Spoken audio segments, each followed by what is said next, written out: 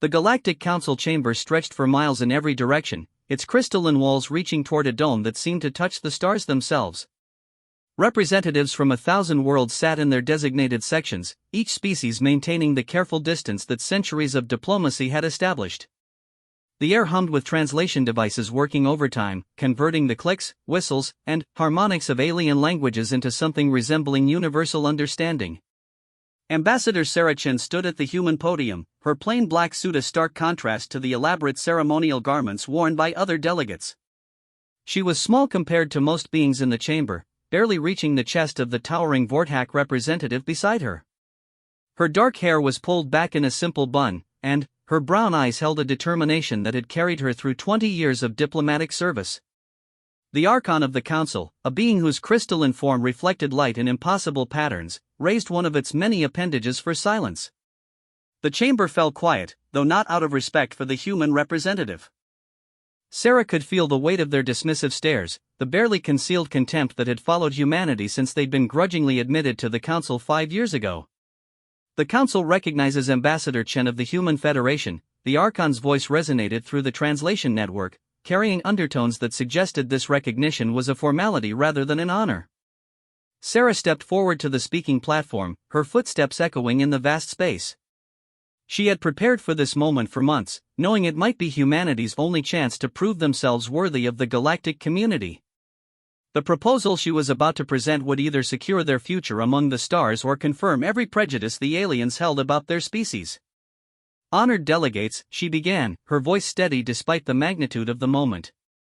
I stand before you today to propose humanity's participation in the Andromedae crisis response.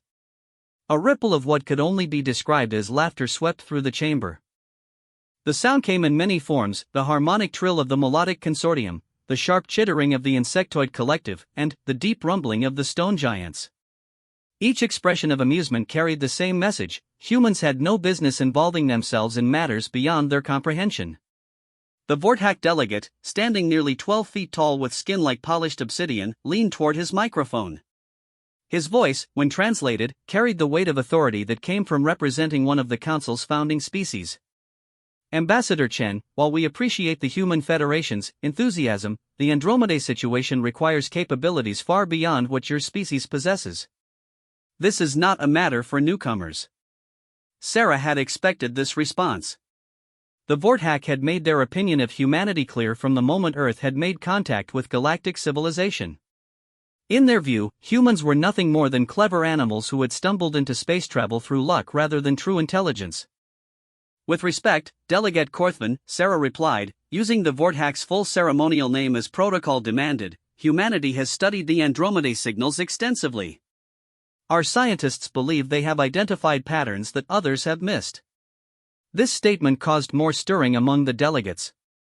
The Andromedae crisis had begun 6 months ago when deep space monitoring stations detected massive energy signatures from the neighboring galaxy.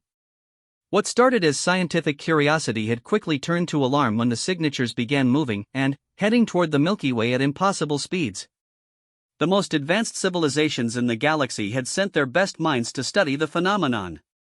The ethereal collective, beings of pure energy who had transcended physical form millennia ago, declared the signals beyond their understanding.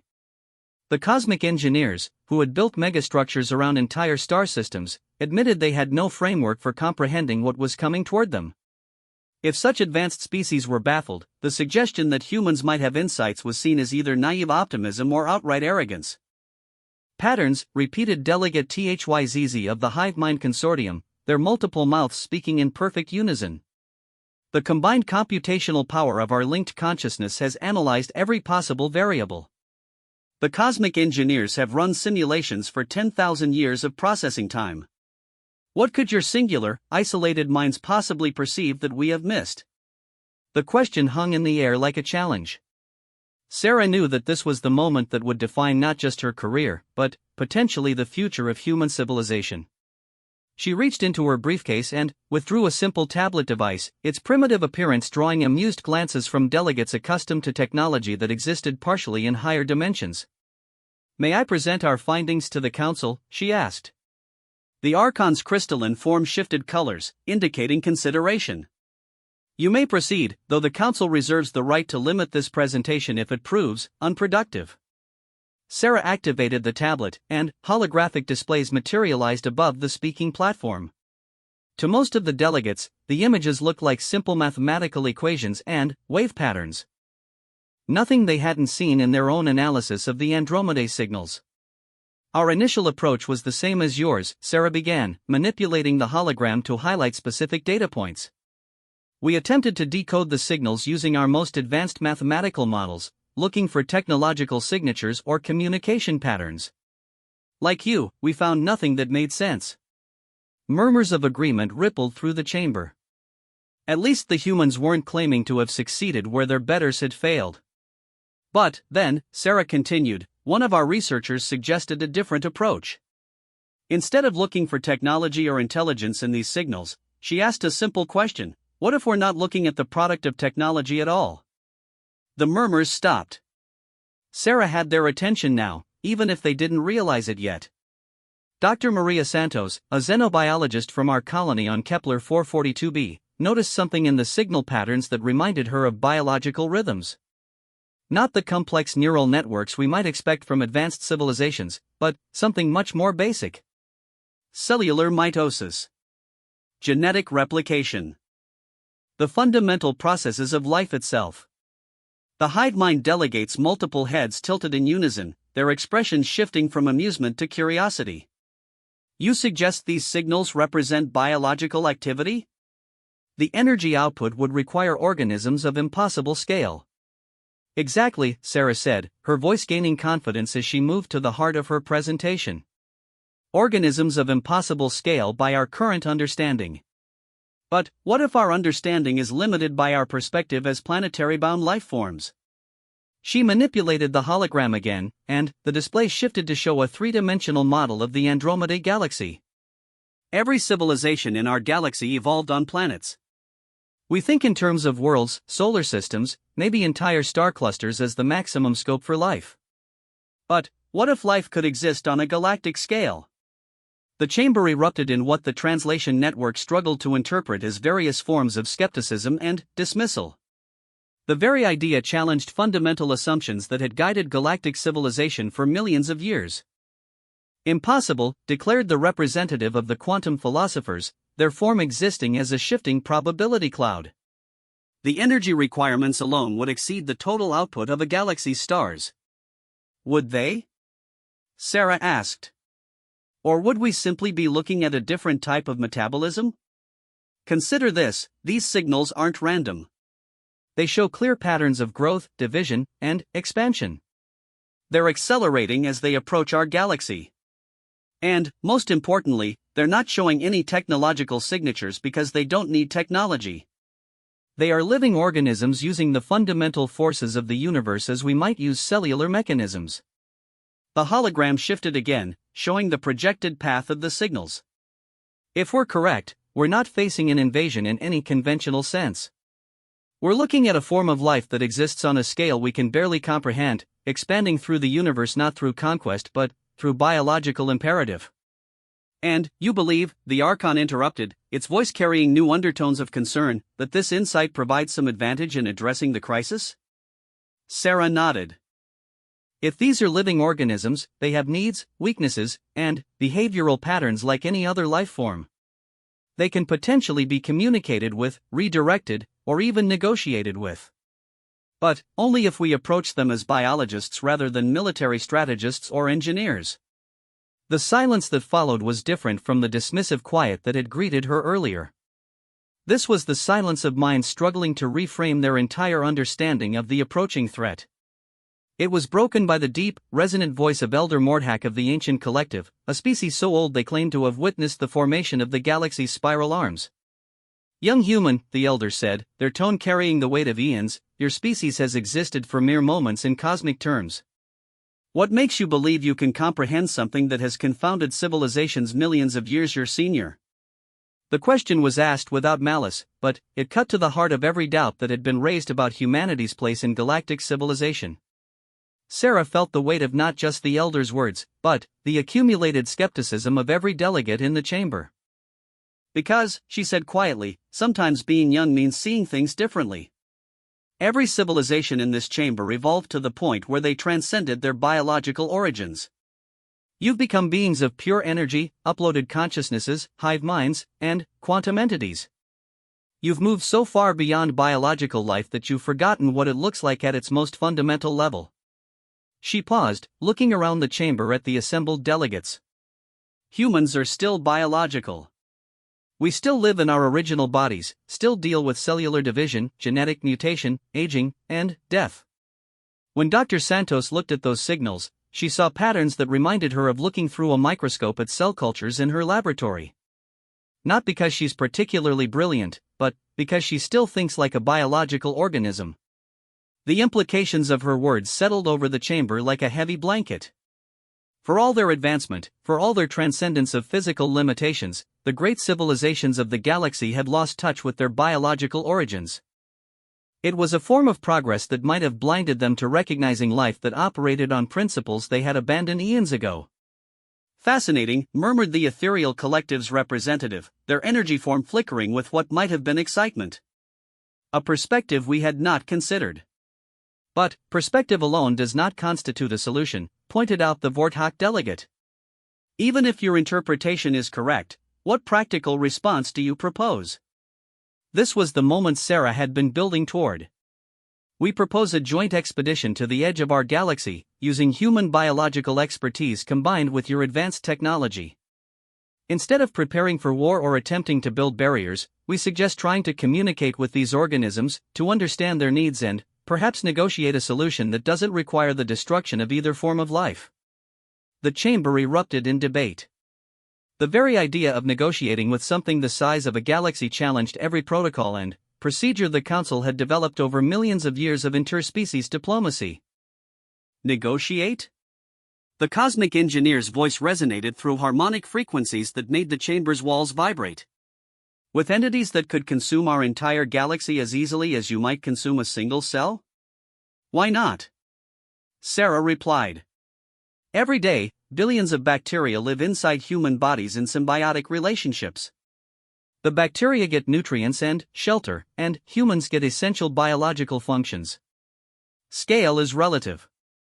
Maybe these galactic organisms don't want to destroy us any more than we want to destroy the bacteria that help us digest food. The analogy was simple, almost crude by the standards of galactic diplomacy, but it reframed the entire crisis in terms that even the most advanced civilizations could understand. The approaching entities might not be invaders at all, but simply life forms seeking the cosmic equivalent of a suitable habitat. The risks, began the quantum philosopher, are incalculable. If you are wrong, if these entities are hostile, any attempt at communication could provide them with information about our defenses, our locations, our capabilities. And if we assume hostility without attempting communication, Sarah countered, we guarantee conflict with beings that operate on a scale that makes our most powerful weapons irrelevant. Our military analyses suggest that nothing in our combined arsenals could meaningfully threaten entities of galactic scale. Our only hope for survival might be proving that we're more valuable as partners than as obstacles.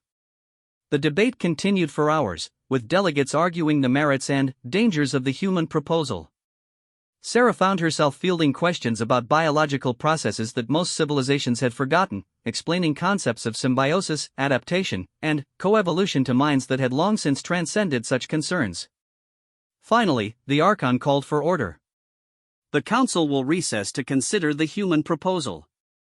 Ambassador Chen, you will be notified of our decision within the standard deliberation period. As the delegates began filing out of the chamber, Sarah remained at her podium, exhausted but hopeful. She had presented humanity's case as clearly as she could.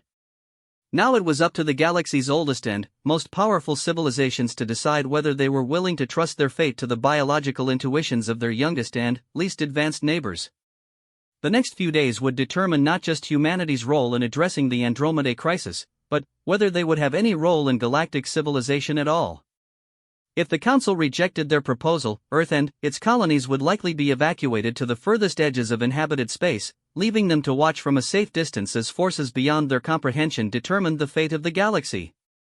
But, if the Council accepted their proposal, humanity would face the greatest challenge in their species' history, making first contact with life forms that existed on a scale that dwarfed every previous understanding of what life could be.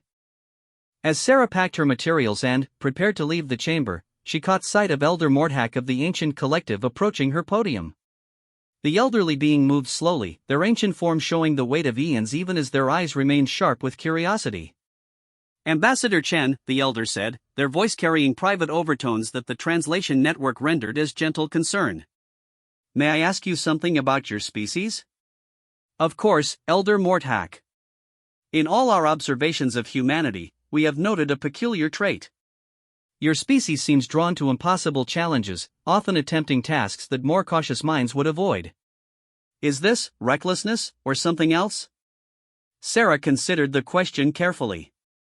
It was the kind of inquiry that could influence how the Ancient Collective voted on the human proposal. "I think, Elder, that it comes from our biological nature. Every organism faces impossible odds simply by existing. The chance of any individual life form surviving to reproduce is vanishingly small, yet life persists because organisms keep trying anyway. We haven't transcended that biological optimism the way other species have. Maybe that makes us reckless, or maybe it makes us the right choice for a challenge that seems impossible." The elder's ancient features shifted in what might have been a smile. Biological optimism. An interesting concept. We shall consider it carefully. As the elder moved away, Sarah allowed herself a moment of cautious hope. The next few days would be the longest in human history, but at least their proposal was being taken seriously. After years of being dismissed as galactic newcomers, humanity finally had a chance to prove that their perspective, however primitive it might seem, could offer something unique to the challenges facing all life in the galaxy.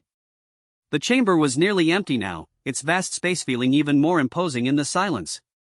Sarah gathered her materials and headed for the exit, knowing that somewhere in the depths of space, entities of unimaginable scale were drawing closer to the galaxy that had become her species' home. Whether humanity would face them as equals, observers, or something else entirely would be decided by the collective wisdom of civilizations that had guided galactic affairs since before humans had learned to use fire. But, for the first time since the Andromedae crisis had begun, Sarah Chen felt that humanity might have found a way to matter in the vast cosmic drama unfolding around them. Their youth, their biological nature, and their stubborn optimism might prove to be exactly what the galaxy needed in its darkest hour. The doors of the council chamber closed behind her with a sound like distant thunder, marking the end of humanity's presentation and the beginning of their longest wait. In the corridors beyond, delegates from 1,000 worlds continued their debates, weighing the wisdom of trusting their civilization's fate to the insights of beings who still lived in the bodies their creators had given them. The galaxy held its breath, and waited for an answer that would determine whether the approaching giants from Andromedae would bring destruction, transformation, or something altogether unexpected to the cosmic community that had called the Milky Way home for millions of years. The notification arrived at 0347 Earth Standard Time, 3 days after Sarah Chen's presentation to the Galactic Council. She was in her quarters aboard the diplomatic station orbiting Centauri Prime, staring out at the binary star system that had become humanity's first foothold beyond their home solar system. The gentle chime of her communication device broke the silence of the early morning watch. The message was brief, formal, and carried the weight of galactic civilization. "Ambassador Chen, the Council has reached a decision regarding your proposal. Your presence is requested in Chamber 7 at the earliest convenient time." Sarah dressed quickly, her hands steady despite the magnitude of what awaited her. Chamber 7 was much smaller than the Grand Assembly Hall where she had made her presentation. It was used for private conferences between the Council's ruling body and individual species representatives. The fact that she had been summoned there, rather than recalled to the main chamber, suggested that the Council had made a decision that required more intimate discussion. The chamber held only the inner circle of the Council's leadership, the Archon, Elder Mordhack of the Ancient Collective, the Prime Consciousness of the Hive Mind Consortium, the Eternal of the Ethereal Collective, and the Master Builder of the Cosmic Engineers. 5 beings representing the pinnacle of galactic civilization, each having guided their species for longer than humans had existed as a coherent culture. "Ambassador Chen," the Archon began, its crystalline form refracting the chamber's light into patterns that seemed to shift with each word. "The Council has deliberated extensively on your proposal. We have concluded that your interpretation of the Andromedae signals warrants investigation." Sarah felt her heart rate spike, maintained her diplomatic composure. The Council has approved the mission? With significant modifications, Elder Morthak interjected, their ancient voice carrying undertones of both caution and anticipation. We cannot commit the resources of galactic civilization based solely on biological intuition, however compelling. Instead, we propose a limited expedition to the galactic rim, where the first of these entities is expected to arrive. The prime consciousness of the Hive Mind Consortium spoke next, their multiple voices perfectly synchronized, one ship, equipped with the most advanced communication and analysis technology available. A small crew representing multiple species, with human biological expertise as a primary component. If your interpretation proves correct, the mission will be expanded. If not, they didn't need to finish the thought. If the mission failed, if the approaching entities proved hostile, the expedition would likely be the first casualty of a galactic war that no one understood how to fight. The eternal of the ethereal collective flickered with energy patterns that the translation network rendered as careful consideration. We have selected the research vessel synthesis for this mission. It incorporates technology from all our civilizations, including human biological analysis equipment.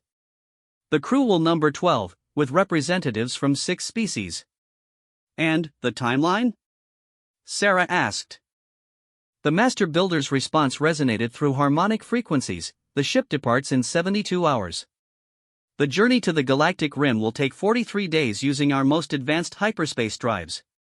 Based on current projections, you will arrive approximately 11 days before the first entity reaches our galaxy's edge. 11 days to make first contact with life forms that existed on a galactic scale. 11 days to determine whether these beings could be communicated with, reasoned with, or negotiated with. 11 days to prevent what could be the end of civilization as every species in the galaxy understood it. Ambassador, the Archon continued, the Council wishes to be clear about the nature of this mission. You will not be going as representatives of your individual species, but as emissaries of all galactic life. The decisions you make, the contact protocols you establish, will affect every living being in this galaxy. The weight of that responsibility settled on Sarah's shoulders like a physical burden. She thought of Earth, of the colonies spreading slowly through nearby star systems, of the billions of humans who had no idea their fate was being decided by conversations in distant chambers. I understand, she said simply. Who else will be on the mission? Elder Morthak activated a holographic display that showed profiles of the selected crew members. Dr. Vex Tholan from the Vorthak Science Directorate, expert in energy pattern analysis. Consciousness Fragment Zephyr from the Ethereal Collective, specialist in non-physical communication methods. Builder Granite 7 from the Cosmic Engineers, master of large-scale construction techniques. The list continued, a navigation specialist from the Star Sailors, a quantum mathematician from the Probability Shepherds, a temporal mechanics expert from the Time Walkers. Each crew member represented the pinnacle of their species' knowledge in fields that might prove crucial to understanding entities that operated on previously incomprehensible scales. And, from humanity, the Archon concluded, in addition to yourself as diplomatic lead, we have approved Dr. Maria Santos, whose biological insights sparked this interpretation, and Commander Elena Vasquez, whose military experience may prove valuable if diplomatic solutions fail. Sarah knew both women personally. Dr. Santos was the xenobiologist whose cellular perspective had revolutionized their understanding of the Andromeda signals. Commander Vasquez was a veteran of the border conflicts, the series of skirmishes that had marked humanity's sometimes violent expansion into space before joining galactic civilization. The mission profile, continued the Prime Consciousness, calls for the ship to position itself at optimal communication range from the approaching entity. Your team will have 11 days to establish contact, assess intentions, and determine whether coexistence is possible. And if coexistence isn't possible? Sarah asked. The chamber fell silent. It was the Master Builder who finally answered, then, you will have 11 days to gather intelligence about entities that threaten every form of life our galaxy has produced. Intelligence that might, possibly, help us mount some form of resistance. The briefing continued for another hour, covering technical specifications, communication protocols, and emergency procedures. Sarah learned that the synthesis would be equipped with translation matrices capable of processing communication across any known frequency or dimensional space. It carried enough supplies for 6 months in deep space and enough firepower to level a small moon, though everyone acknowledged that such weapons would be useless against beings of galactic scale. When the briefing concluded, Sarah found herself walking through the diplomatic station's corridors with a mind full of details and a heart full of uncertainty. The mission was a desperate gamble, a last hope based on insights that might be completely wrong.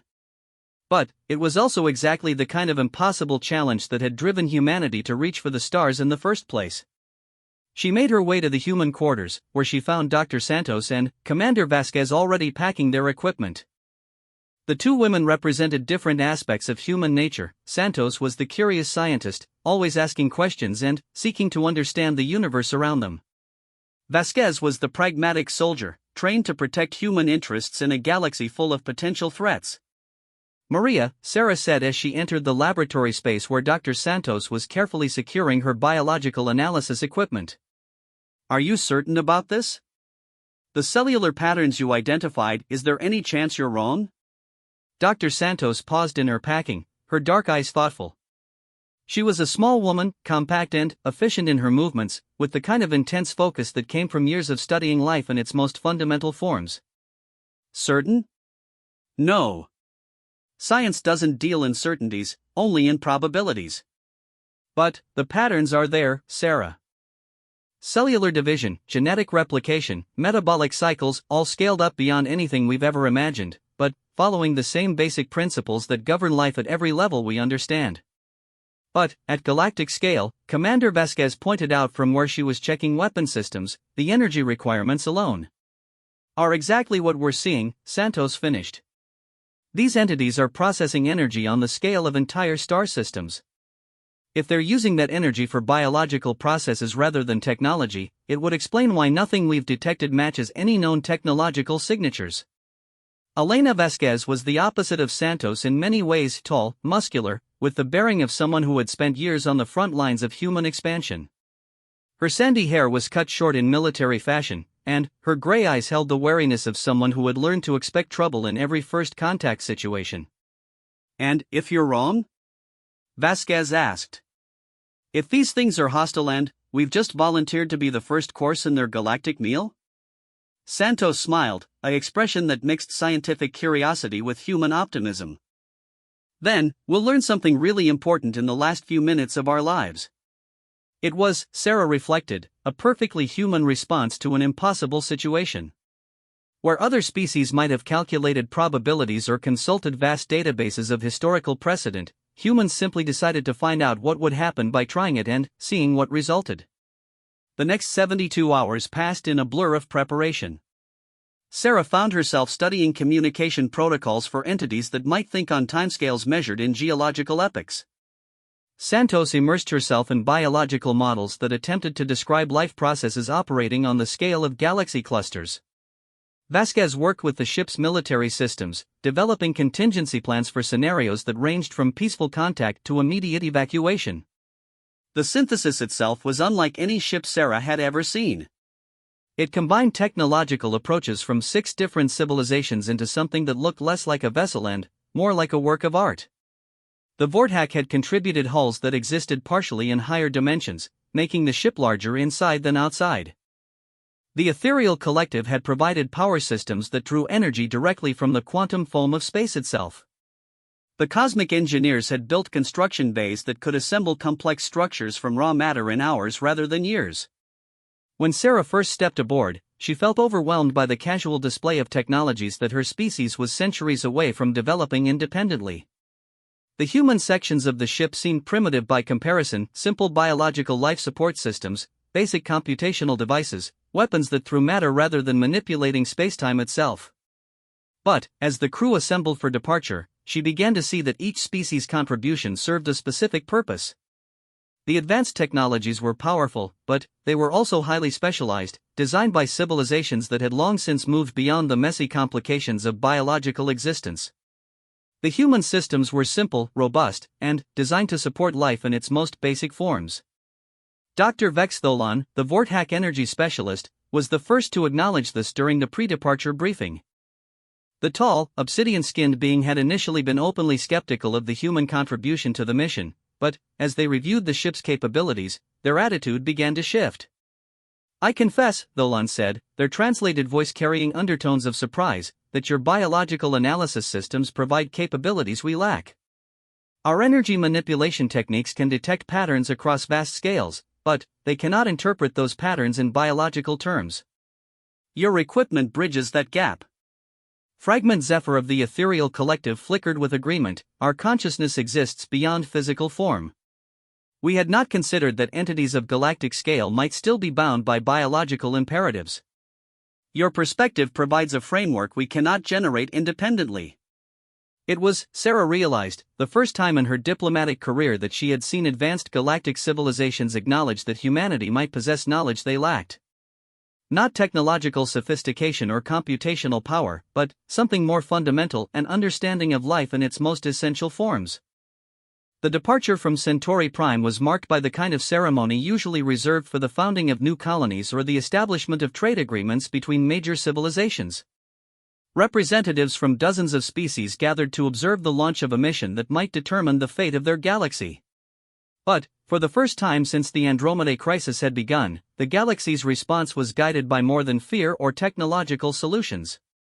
12 beings from 6 different species were traveling together toward the unknown, carrying with them the biological wisdom that had been almost forgotten in the advance toward technological transcendence. As Sarah settled into her quarters for the long journey ahead, she thought about Dr. Santos' words about certainty and probability. Science didn't deal in certainties, but it did deal in hope, the hope that understanding was possible, that communication was achievable, and that intelligence could find solutions to problems that seemed impossible. The next 43 days would test those hopes against the reality of approaching entities that operated on scales beyond anything their galaxy had ever encountered. But, for now, as the synthesis carried them toward the galactic rim and, whatever waited there, Sarachan allowed herself to feel something she hadn't experienced since the crisis began: optimism that they might be heading toward contact rather than catastrophe. The ship's chronometer marked the beginning of their journey toward the edge of everything they knew, and the 12 crew members aboard the synthesis began their final preparations for a mission that would either save their galaxy or confirm that some challenges were simply too vast for any form of life to overcome. Behind them, the civilizations they represented waited for word from the edge of space, hoping that biological intuition might succeed where advanced technology and ancient wisdom had found only mystery and approaching doom.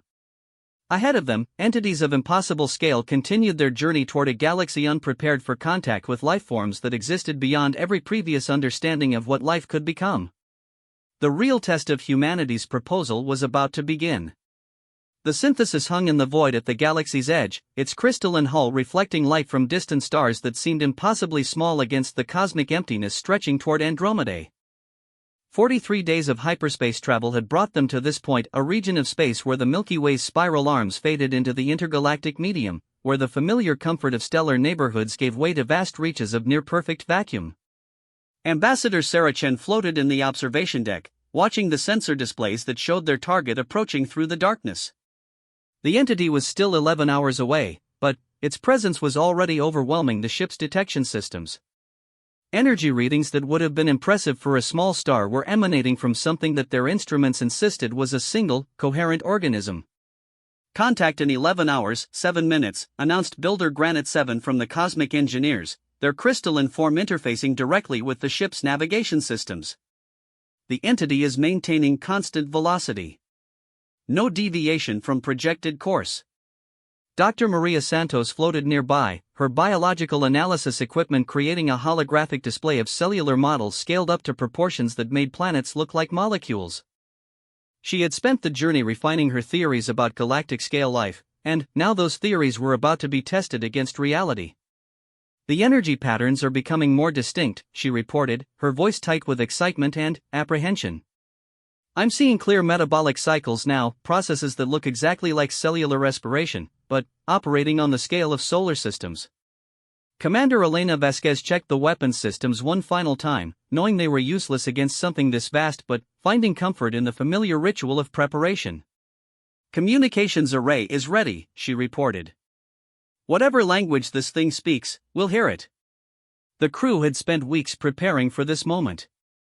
They had developed communication protocols based on mathematical constants, universal physical laws, and basic biological principles. They had created translation matrices that could process signals across every known frequency and dimensional space. They had even prepared first contact procedures based on the assumption that these entities might think on timescales that made hours seem like heartbeats. But, as the readings continued to climb on their sensors, Sarah realized that no amount of preparation could have readied them for the reality of what they were approaching. The entity was larger than gas giant planets, more energetic than stellar cores, and showing biological complexity that surpassed anything their models had predicted. Fragment Zephyr, she called to the ethereal collective representative, whose energy form was interfacing with the communication systems. Are you detecting any signs of consciousness? Thought patterns? Intentional behavior? The ethereal being's response flickered through patterns of light that the translation network rendered as careful consideration. Consciousness, yes. But not as we understand it. The thought processes operate on scales that make our fastest computations seem static. A single decision appears to take what we would measure as hours. Dr. Vextholan, the Vorthack energy specialist, manipulated the sensor displays to show the entity's approach in real time. The energy flows suggest internal complexity beyond our models. This is not a simple organism. It appears to have organ systems, circulatory networks, processing centers, all operating on the scale of planetary systems. Sarah felt a mixture of awe and terror as she contemplated what they were about to encounter. This was first contact with a form of life that operated according to principles their galaxy had never imagined. Every protocol they had developed, every assumption about communication and intelligence, was based on encounters with beings that existed on roughly similar scales. This would be like bacteria attempting to negotiate with humans, except the scale difference was even more extreme. Time to contact, 3 hours, 14 minutes, Granite 7 announced. The entity appears to be aware of our presence. Energy patterns suggest it is focusing on our location. The word focusing carried ominous implications. If the entity was aware of them, if it was directing attention toward their tiny ship, what would that attention mean for beings whose entire vessel was smaller than one of its cells? Santos consulted her biological models, her hands dancing across holographic displays as she searched for precedents in terrestrial biology. This is like when immune system cells encounter foreign bacteria, she murmured. The question is whether we register as a threat, as nutrients, or as something potentially beneficial. Can we signal our intent somehow? Sarah asked. Make it clear that we're here for communication rather than aggression? Fragment Zephyr's energy pattern shifted to indicate uncertainty. The entity's communication methods appear to operate through bioelectric fields spanning light years. Our transmission capabilities are limited to much smaller scales. It would be like attempting to whisper to someone speaking through planetary-scale resonance. Vasquez checked the emergency systems, ensuring that their escape routes remained viable. How long before we know if it considers us hostile? Before anyone could answer, the ship's alarms began chiming softly. Not the harsh warning sounds that indicated immediate danger, but the gentle alerts that meant their sensors had detected something significant. Contact, Granite 7 announced. The entity is attempting communication. The main display filled with wave patterns unlike anything in their databases. The signals operated across every frequency spectrum simultaneously, modulating through dimensions that their equipment could barely detect. It was communication, but communication that used the fundamental forces of the universe as a medium. Santos stared at the patterns, her biological training allowing her to see structures that the more technologically advanced crew members missed. It's not random, she said slowly. Look at these repetition cycles. This is structured information, but the basic unit of communication appears to be larger than our entire transmission capability. Can we decode any of it? Sarah asked. Fragment Zephyr interfaced directly with the communication array, their energy form flickering as they attempted to process signals that existed partially outside normal spacetime. Fragments only. The entity appears to be questioning our presence. But the concepts it's using don't translate to any framework we understand. Tholan manipulated the energy analysis displays, highlighting patterns that resonated with their theoretical models. The biological nature of the communication is clear. This is not technological signal processing but something more akin to neural transmission. The entity is thinking at us rather than speaking to us. The implications hit Sarah like a physical blow. If the entity communicated through thought processes that operated on galactic scales, then any response from their tiny ship would be like a single neuron attempting to communicate with an entire brain. The scale mismatch wasn't just physical, it was cognitive.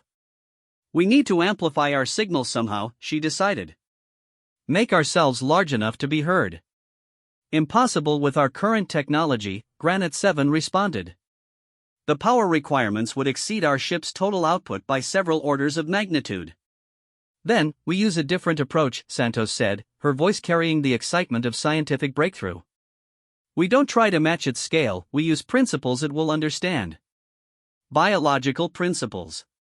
She activated her analysis equipment and began transmitting simple cellular patterns, the basic rhythms of mitosis, metabolism, and genetic replication. Instead of trying to communicate complex ideas, she sent the fundamental signatures of biological life. The entity's response was immediate and dramatic. The massive energy flows shifted, creating patterns that their instruments interpreted as attention, curiosity, and something that might have been recognition. It's working, Zephyr reported, their energy form brightening with excitement. The entity is responding to biological rather than technological communication. It recognizes us as life forms. But the recognition brought new challenges.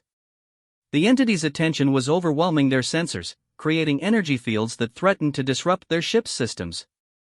It was examining them with the focused intensity of a scientist studying a new form of microscopic life. Shields at 60%, Vasquez reported. The entity's examination is generating radiation levels that our equipment wasn't designed to handle. Sarah realized they were facing a problem similar to what bacteria might experience under an electron microscope. The very act of being observed by something so much larger was potentially destructive. Transmit distress patterns, she ordered. Use Santos's biological models to indicate that the examination process is harmful to us.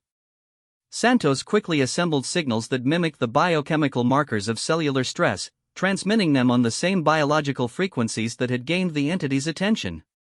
The response was immediate, the overwhelming energy fields diminished, becoming more gentle but maintaining their focus. It's learning, Santos breathed. It recognizes that we're fragile and is adjusting its examination methods accordingly. Over the next several hours, a remarkable form of communication developed between the crew of the Synthesis and the galactic entity. Using biological principles as a common language, they began to exchange basic concepts about life, growth, and survival. The entity transmitted patterns that described vast networks of galactic-scale organisms, civilizations that existed in the spaces between stars, and life processes that operated on timescales measured in millions of years. In return, the crew transmitted information about planetary-scale life, the rapid biological processes that govern smaller organisms, and the concepts of individual consciousness and technological civilization. It was an exchange between forms of life so different that they barely recognized each other as living beings, yet sharing fundamental biological principles that made communication possible. It's not invasive, Santos reported as the patterns became clearer. The entity and others like it are migrating through the universe, following currents in the cosmic web that provide the nutrients they need for survival. They're not seeking to consume our galaxy, they're looking for compatible environments where they can establish symbiotic relationships. The revelation transformed their understanding of the entire crisis. The approaching entities weren't invaders but migrants, vast forms of life seeking new habitats in a universe that operated according to biological principles scaled beyond anything their galaxy had imagined. But, can our galaxy support them? Sarah asked. Can we coexist with life forms that use entire star systems as cellular components? The answer came through increasingly sophisticated biological exchanges. The entity transmitted patterns showing how galactic-scale organisms could exist in symbiosis with smaller life forms, processing cosmic radiation and stellar waste products while protecting planetary systems from harmful cosmic events. It was a form of mutualism that could benefit both forms of life, but it would require cooperation and coordination on scales that galactic civilization had never attempted. It's offering partnership, Zephyr reported, their energy patterns flickering with what seemed to be amazement. The entity can provide protection from cosmic radiation, gravitational instabilities, and other galactic-scale threats. In exchange, it needs access to certain stellar waste products and the cooperation of technological civilizations in managing its biological processes. The offer was staggering in its implications. The galaxy's civilizations would become partners with beings that existed on scales they could barely comprehend, helping to manage biological processes that span light years while receiving protection from cosmic threats they hadn't even known existed. But, as Sarah considered the proposal, she realized that accepting it would require every civilization in the galaxy to fundamentally rethink their understanding of life, intelligence, and their place in the cosmic order. It would mean acknowledging that they were not the pinnacle of galactic evolution but tiny components in biological systems that operated on unimaginable scales. We need to contact the Council, she decided. This decision affects every life form in the galaxy. But, first, we need to negotiate the terms of contact. If other entities like this one are approaching, we need protocols that protect both forms of life during the transition. The next few hours were spent in detailed biological negotiations with the galactic entity. Using cellular models and biochemical processes as a universal language, they developed frameworks for contact between galactic-scale and planetary-scale life forms. They established communication protocols that would allow ongoing dialogue without overwhelming smaller civilizations' technological capabilities. They created guidelines for resource sharing that would provide the galactic organisms with what they needed without disrupting the stellar systems that supported planetary life. When the synthesis finally transmitted its findings back to the Galactic Council, the message carried implications that would reshape every civilization's understanding of their place in the universe. The crisis that had threatened to destroy galactic civilization had become an opportunity for partnership with forms of life that existed beyond their previous imagination. The response from the Council was swift and decisive. Within hours of receiving the transmission, representatives from every major civilization were traveling toward the galactic rim to witness the first formal contact between planetary and galactic-scale life forms. The entity agreed to wait, maintaining its position at the galaxy's edge while the complex negotiations required for such unprecedented partnership were conducted. 3 weeks later, Sarah Chen stood once again in the Galactic Council chamber, but this time the atmosphere was entirely different. Where before she had faced skepticism and dismissal, now she found herself addressing delegates who looked at humanity with something approaching respect. The biological insights that led to this breakthrough, the Archon announced, have demonstrated that wisdom and perspective are not always correlated with technological advancement or temporal longevity. The Human Federation's approach to the Andromedae crisis has preserved galactic civilization and opened possibilities for cooperation that we had never imagined.